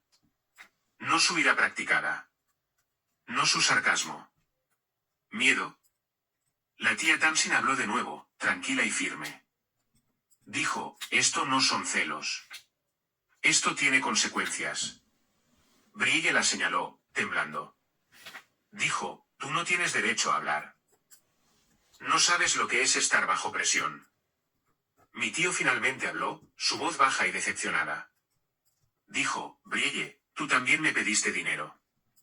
Prometiste que solo estabas tratando de cubrir facturas. Prometiste que me lo devolverías. Los ojos de Brielle se movieron por la mesa como un animal atrapado. Papá levantó la mano. No para silenciarnos, sino para evitar que Brielle siguiera dando vueltas. Le dijo que se sentara. Le dijo que no había terminado. Brielle dudó, luego se sentó, pero su postura era rígida. Sus manos se apretaban y se relajaban en su regazo. Papá miró los papeles de nuevo, luego a mí. Su voz se suavizó ligeramente, no en aprobación, sino en arrepentimiento. Me preguntó, ¿por qué no me lo dijiste antes? Esa pregunta me dolió de una manera diferente ahora porque pude ver que lo decía en serio. No me estaba acusando. Se estaba acusando a sí mismo. Estaba imaginando todos los momentos en que había elogiado a Brielle, todas las veces que había tomado su confianza como prueba de que estaba bien. Respondí honestamente. Porque ella me dijo que no lo hiciera. Porque pensé que os estaba protegiendo. Porque yo también estaba avergonzada. No quería ser la razón por la que la familia se desmoronara. Mamá soltó un pequeño sollozo, y por un segundo pensé que podría colapsar. Luego se enderezó y su rostro cambió. Sus ojos se enfocaron en Brielle con una firmeza que no le había visto en años. Mamá le hizo a Brielle una simple pregunta. Le preguntó por qué llamó a Ryan inútil cuando había estado viviendo de ella. La boca de Brielle se apretó. Dijo, no lo quise decir así. Era una broma. Mamá negó con la cabeza lentamente. Dijo, eso no es una broma. Eso es crueldad. Brielle miró a papá entonces, buscando rescate, un ablandamiento, el viejo guión donde papá intenta calmar las cosas y seguir adelante. Papá no la rescató. Papá parecía agotado. Más viejo de lo que parecía al comienzo de la cena. Papá dijo que necesitaba entender el alcance completo. Le preguntó a Brielle si había algo más. Más préstamos. Más gente. Más cuentas. Los ojos de Brielle cayeron a la mesa. Por primera vez, no se defendió. No lanzó otro insulto. No actuó. Simplemente miró la veta de la madera como si pudiera darle una respuesta. Fue entonces cuando me di cuenta de algo más. Brielle ya no tenía el control. Ni de la habitación. Ni de la historia. Ni de la forma en que la gente la veía. El silencio que siguió fue pesado y final. No dramático. No cinematográfico. Simplemente real. El tipo de silencio donde todos piensan lo mismo pero nadie quiere ser el que lo diga. Los hombros de Brielle se hundieron ligeramente, como si el peso de fingir fuera finalmente demasiado para sostener. La mano de papá permaneció en la carpeta. La Las lágrimas de mamá seguían deslizándose, silenciosas y constantes. Los brazos de la tía Tamsin se cruzaron sobre su pecho. Mis primos miraban sus platos. Nadie comía. Nadie alcanzaba la salsa. Toda la cena de Navidad quedó intacta como una escena que había perdido su propósito. Y en esa quietud, Brielle ya no era la persona con el suéter perfecto y la risa segura. Era solo una mujer que se había quedado sin gente detrás de la cual esconderse. Todos los ojos en la habitación volvieron a mí, no porque yo fuera la villana, sino porque era la que finalmente había dicho lo que nadie quería oír. Me quedé allí con las manos a los costados, sintiendo la extraña calma que llega cuando la verdad ya ha salido y no queda nada que proteger. Papá inhaló lentamente, luego me miró de nuevo, su voz apenas un susurro. Me preguntó cuánto había pagado. Abrí la boca, y la habitación esperó. Le dije a papá el total. Lo dije lentamente, porque merecía ser escuchado con claridad. Dije que había crecido con el tiempo, mes a mes, hasta que se convirtió en un número que ya no encajaba en la idea de ayuda. Encajaba en otra cosa. Algo más cercano a la supervivencia. Papá cerró los ojos. No con fuerza, no con ira, sino como alguien que presiona pausa porque la imagen frente a él es demasiado para asimilar de una vez. Cuando los abrió de nuevo, se veían diferentes. Más apagados. Desgastados. Mamá no volvió a preguntar por el número. No lo necesitaba. Ya lo estaba sumando a su manera. Estaba viendo todos los pequeños sacrificios que ella y papá habían hecho a lo largo de los años. Los viajes que pospusieron. Los extras que omitieron. La planificación cuidadosa que ahora se sentía violada. Brielle se sentó muy quieta. Ya no interrumpió. No se rió ni se burló ni intentó desviar la atención. Su silencio no era calmado. Estaba vacío. Papá empujó la carpeta hacia mí y dijo que necesitaba un minuto. Se alejó de la mesa y fue al salón. Mamá lo siguió sin decir una palabra. Sus pasos sonaban pesados en el suelo de madera. Nadie habló mientras estuvieron fuera. Ni un susurro. Ni un suspiro. Era como si la propia habitación entendiera que lo que viniera después no sería reversible. Cuando papá regresó, no se sentó. Se paró a la cabecera de la mesa, una mano descansando en la silla como si la necesitara para mantenerse en pie. Miró a Brielle y dijo que estaba decepcionado. No enojado. No gritando. Decepcionado. Lo dijo de la manera en que lo hacen los padres cuando algo se rompe que no puede arreglarse con tiempo o excusas. Dijo que ya no podía ayudarla. Dijo que no le prestaría dinero, ni cubriría facturas, ni la protegería de las consecuencias. Dijo que necesitaba distancia. Dijo que no quería verla por un tiempo. Mamá asintió a su lado. La voz de mamá era tranquila pero firme. Dijo que amaba a su hija, pero que ya no podía ser parte de esto. Dijo que estaba harta de que le mintieran. Dijo que necesitaba espacio para procesar lo que había sucedido. Dijo que no confiaba en Brielle en este momento. Brielle finalmente reaccionó. Se levantó bruscamente, golpeando su silla hacia atrás. Dijo, no podéis simplemente cortarme el paso. Sois mis padres. Se supone que debéis ayudarme. Papá negó con la cabeza. Dijo, ayudar no es lo mismo que facilitar. Ojalá lo hubiera aprendido antes. Mamá se secó la cara y dijo que esperaba que Brielle buscara ayuda de verdad. Dijo que esperaba que hablara con alguien. Dijo que ya no podía ver esto. Brielle miró alrededor de la mesa, buscando un aliado. La tía Tamsin no la miró a los ojos. Mis primos miraron sus platos. Mi tío suspiró y negó con la cabeza. Nadie intervino. Ese fue el momento en que Brielle se dio cuenta de que no habría rescate. Agarró su abrigo y se dirigió furiosa hacia la puerta. Dijo que todos nos arrepentiríamos de esto. Dijo que veríamos lo crueles que éramos cuando ella desapareciera. Cerró la puerta de un portazo lo suficientemente fuerte como para hacer temblar las ventanas.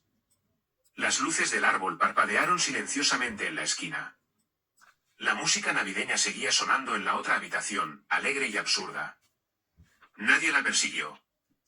Esa noche terminó sin postre. Sin regalos. Sin cierre. La gente se abrazó torpemente y se fue temprano. La casa se sintió hueca cuando finalmente quedamos solo mamá, papá y yo. Papá se sentó a la mesa mucho después de que todos los demás se hubieran ido, mirando la veta de la madera como si estuviera tratando de memorizarla. Mamá limpió platos que apenas se habían usado, sus movimientos lentos y metódicos. Me quedé hasta que todo estuvo hecho. No sabía qué más hacer. Los días que siguieron fueron silenciosos de una manera que se sentía desconocida. Brielle no llamó. Ni a mí. Ni a mamá. Ni a papá. El chat grupal de la familia se quedó en silencio. Más tarde supe que lo había intentado. Se había puesto en contacto primero con una prima, luego con un tío. Las respuestas fueron educadas pero firmes. Nadie envió dinero. Nadie se ofreció a suavizar las cosas. Sin nuestra ayuda, la realidad que había estado evitando llegó rápido. Perdió su apartamento en cuestión de semanas. No dramáticamente, no con un aviso de desalojo pegado a la puerta, sino con una decisión silenciosa que ya no podía posponer. Se mudó a una pequeña habitación en una casa compartida al otro lado de la ciudad. El tipo de lugar que alquilas cuando las opciones son limitadas y la privacidad es un lujo. Todavía no dejó de operar. Sé eso porque me envió un mensaje de texto una vez, tarde en la noche, unas semanas después de Navidad. No pidió dinero. Envió un mensaje sobre lo cerca que estaba de darle la vuelta a las cosas. Dijo que solo necesitaba un buen movimiento. Dijo que el mercado estaba a punto de cambiar. No respondí. Sin nuestro dinero amortiguándola, las pérdidas golpearon más fuerte. Quemó lo poco que le quedaba. Aceptó un trabajo como camarera en un restaurante cerca de la autopista. Largas horas. Propinas impredecibles. Sin beneficios. El tipo de trabajo del que una vez se habría burlado, el tipo de trabajo en el que se había reído de la gente por conformarse. No sentí satisfacción cuando me enteré de eso. Sentí tristeza. No del tipo suave, sino del tipo pesado que se sienta en tu pecho y no se mueve. Mamá y papá no fueron a buscarla. No llamaron para ver cómo estaba. No enviaron dinero en silencio entre bastidores. Papá dijo que necesitaba proteger lo que quedaba de su paz. Mamá dijo que necesitaba llorar a la hija que pensaba que tenía. Esa distancia fue la consecuencia más dura de todas. No le pedí a Brielle que me devolviera el dinero. No porque no lo mereciera, sino porque ya no quería que mi vida estuviera atada a la suya. No quería que mi futuro estuviera anclado a su recuperación o a su fracaso. Le envié un mensaje. Solo uno. Le dije que ya no le enviaría dinero. Le dije que esperaba que buscara ayuda. Le dije que la quería, pero que había terminado de rescatarla. Respondió con ira primero. Luego con silencio. Ese silencio se extendió durante semanas. Luego meses. Al principio, se sentía extraño no ser necesitada. Mi teléfono se sentía más ligero en mi mano. Mis días se sentían más largos. Me di cuenta de cuánto espacio había sido ocupado por la espera. Esperando la próxima llamada. La próxima crisis. El próximo chantaje emocional. Sin ese ruido, pude escuchar mis propios pensamientos de nuevo. Me concentré en el trabajo. Dormí. Comencé a ahorrar de nuevo, lenta y cuidadosamente. Dije que no a las horas extras que no necesitaba. Dije que sí al descanso. Mamá y papá también comenzaron a reconstruir. No financieramente, sino emocionalmente. Papá daba paseos por la noche. Mamá se unió a una clase comunitaria. No hablaban mucho de Brielle. Cuando lo hacían, era breve y cuidadoso. La ausencia persistía, pero ya no gobernaba la casa. La vida de Brielle se encogió para coincidir con la realidad que había evitado. Menos opciones. Menos gente dispuesta a escuchar. Menos lugares donde esconderse. Todavía intentaba proyectar fuerza en línea. Una foto sonriente por aquí. Una publicación vaga sobre la resiliencia por allá. Pero los comentarios se hicieron más silenciosos. La atención se desvaneció. No hubo una caída dramática. Ni una disculpa pública. Ni una gran lección impartida. Solo consecuencias. Del tipo que no grita. Del tipo que se instala y se queda. Aprendí algo durante ese tiempo que ninguna cantidad de discusión podría haberme enseñado. El karma no necesita venganza. No necesita espectáculo. A veces solo necesita que la gente deje de interferir. Al dar un paso atrás, dejé que Brielle se encontrara a sí misma sin un amortiguador. Sin mi dinero suavizando el impacto. Sin mi silencio protegiendo su imagen. El silencio que siguió se convirtió en la respuesta más fuerte de todas. Y en ese silencio, finalmente tuve espacio para respirar. No arreglé a mi hermana. No la salvé. Pero me salvé a mí misma. Y por primera vez en años, eso fue suficiente. La palabra inútil se quedó conmigo mucho después de que la casa volviera a quedarse en silencio. Resonaba en pequeños momentos cuando estaba sola, cuando estaba doblando la ropa o conduciendo a casa desde el trabajo, cuando no había nadie alrededor para quien actuar con fortaleza. Seguí dándole vueltas en mi mente, no con ira, sino con curiosidad. ¿Qué quiso decir realmente cuando lo dijo? Me di cuenta de algo lentamente, de la manera en que suele llegar la verdad. Inútil nunca fue sobre lo que yo contribuía o no. Era una etiqueta. Una herramienta. Una forma de mantenerme lo suficientemente pequeña para quedarme, lo suficientemente servicial para seguir dando, lo suficientemente silenciosa para nunca cuestionar el papel que me habían asignado. Mientras yo creyera que era inútil, seguiría tratando de demostrar lo contrario. Con dinero. Con silencio. Con una lealtad que me costó más de lo que debería. Una vez que dejé de creerlo, toda la estructura se derrumbó. La vida después de esa Navidad no se volvió perfecta. Se volvió más simple. Y lo más simple resultó ser un regalo. Mis finanzas se estabilizaron de una manera que casi había olvidado que era posible. Sin la salida constante, mi cuenta corriente dejó de sentirse como una crisis a punto de ocurrir. Pagué lo que necesitaba. Reconstruí mis ahorros lentamente, sin drama. Ver crecer ese saldo de nuevo se sintió como algo sólido, como reclamar una parte de mí que había estado prestada durante demasiado tiempo.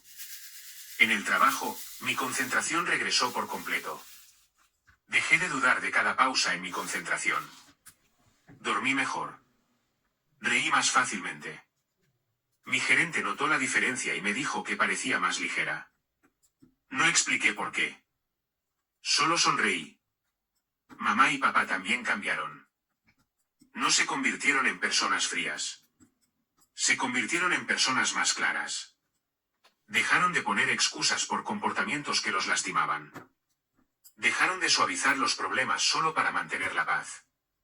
No fue fácil para ellos, especialmente para mamá, que había pasado la mayor parte de su vida creyendo que el amor significaba sacrificio sin importar el costo. Una noche, meses después, mamá me dijo algo en voz baja mientras lavábamos los platos juntas. Dijo que deseaba haber aprendido antes que proteger a tu hijo no significa proteger sus mentiras. Dijo que lamentaba no haber visto lo que estaba sucediendo antes. Le dije que hizo lo mejor que pudo con lo que sabía. Eso era verdad. Papá no dijo mucho al respecto. Rara vez lo hace. Pero una tarde, mientras estábamos sentados en el porche viendo el sol caer detrás de los árboles, me dijo que estaba orgulloso de mí. No por lo que había hecho por Brielle, sino por saber cuándo parar. Eso importó más de lo que esperaba. En cuanto a Brielle, no fui a ver cómo estaba. No por crueldad, sino por respeto al límite que había trazado. Cada vez que sentía el impulso de intervenir, de arreglar algo, de suavizar una consecuencia, me recordaba a mí misma que dar un paso atrás era lo más amable que podía hacer por ambas. Tenía que encontrarse a sí misma sin un amortiguador. Sin alguien que absorbiera el impacto por ella. Por lo que escuché a través de canales distantes, luchó. Trabajó largos turnos. Se mudó de nuevo, a un lugar aún más pequeño. Todavía hablaba de darle la vuelta a las cosas, de oportunidades a la vuelta de la esquina. Esperaba, sinceramente, que algún día enfrentara aquello de lo que estaba huyendo. Pero ese día no era mío para crearlo. No la odiaba. El odio me habría atado a su historia más tiempo del necesario. En cambio, la dejé ir. Dejar ir Elegir no se sintió dramático. Se sintió silencioso.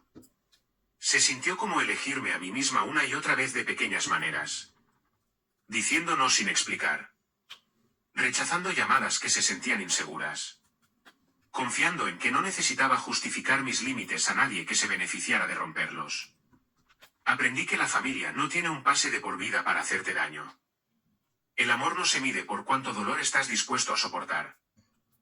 El silencio puede ser protector cuando se elige, no cuando se fuerza. Y la verdad, una vez dicha, no necesita gritar para ser poderosa.